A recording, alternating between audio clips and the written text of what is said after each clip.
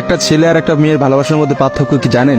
একটা মেয়ে একটা ছেলেকে পাগলের মতো ততক্ষণ পর্যন্ত ভালোবাসে যতক্ষণ পর্যন্ত না সেই মেয়েটা ওই ছেলেটার থেকে ভালো কাউকে পায়। আর একটা ছেলে যখন একটা মেয়েকে ভালোবাসে, তাকে যদি পৃথিবীর সব থেকে সুন্দর মেয়েটাকেও এনে দেওয়া হয়, তবু ওই ছেলেটা তার সেই ভালোবাসার মানুষটাকেই চয়েস করবে। এটাই হচ্ছে একটা ছেলে আর একটা মেয়ের ভালোবাসার মধ্যে পার্থক্য।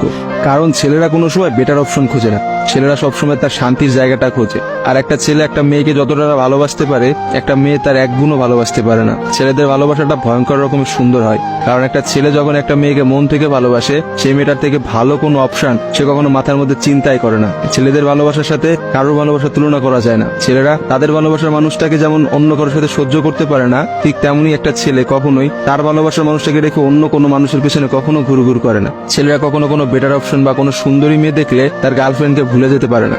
একটা ছেলের ভালোবাসা আপনি কখনোই একটা মেয়ের ভালোবাসার সাথে তুলনা করতে পারবেন না, কারণ মেয়েদের ভালোবাসাটা তো তুচ্ছ।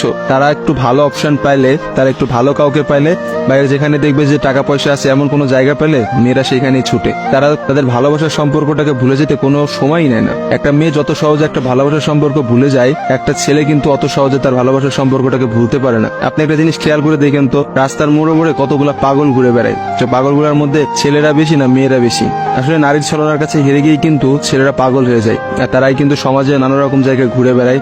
রাস্তাঘাটে দেখা যায়, বাজারে দেখা যায়, হাটে দেখা যায়, তাদের আসলে সব জায়গায় দেখা যায়। আর কয়টা মেয়েরা আপনি দেখছেন পাগল হইতে বলে? ভালোবাসা বিচ্ছেদের পর একটা ছেলে নিজেকে কোনোভাবেই ঘুরিয়ে নিতে পারে না, অথচ একটা মেয়ে কিন্তু খুব সহজেই তার নিজেকে ঘুরিয়ে নিতে পারে। একটা মেয়ে কিন্তু নতুন একটা সংসারে যায়, নতুন মানুষকে পায় এবং সে সবকিছু ভুলে যেতে পারে। আসলে ভাই, নারীদের ছলনা বোঝার ক্ষমতা না ছেলেদের এখনো হয় নাই। একটা কথা আছে, ইতিহাস কিন্তু সাক্ষী যে নারীরা কিন্তু চরম ছলনাময়ী। আপনি কখনোই একটা নারীর ছলনা ধরতে পারবেন না। একটা ছেলে কখনোই একটা নারীর ছলনা বুঝতে পারে না। একটা নারী আসলে কি করতেছে বা তার মধ্যে কি চলতেছে, এটা কখনোই তার মুখ দেখে বা তার সাথে মিশে আপনি বুঝতে পারবেন না। অথচ একটা ছেলে, সে কিন্তু কখনো ছলনা করে না। ছেলেদের মানুষের মধ্যে কিন্তু কখনো কোনো ছলনা থাকে না। তারা কিন্তু নিঃস্বার্থভাবে তার প্রিয় মানুষকে ভালোবেসে যায়। দিন শেষে দেখা যায় যে প্রত্যেকটা ছেলেই কিন্তু মেয়েদের কাছে ঠকে যায়। দেখা যায় তার ভালোবাসার মানুষটা কিন্তু একটা সময় বলে, তোমার থেকে ওই ছেলেটা অনেক ভালো, তোমার থেকে ওই ছেলেটা অনেক বেশি টাকা পয়সা আছে, বা তোমার থেকে ওই ছেলেটা অনেক বেশি ভালো অবস্থানে আছে।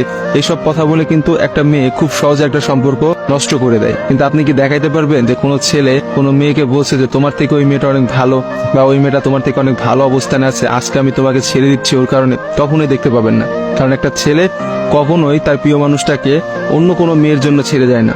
আর আপনাকে আমি হাজার হাজার এমন অপশন দেখাইতে পারবো যেখানে হাজারটা মেয়ে হাজারটা ছেলেকে এই বেটার অপশনের কথা বলে ছেড়ে চলে গেছে।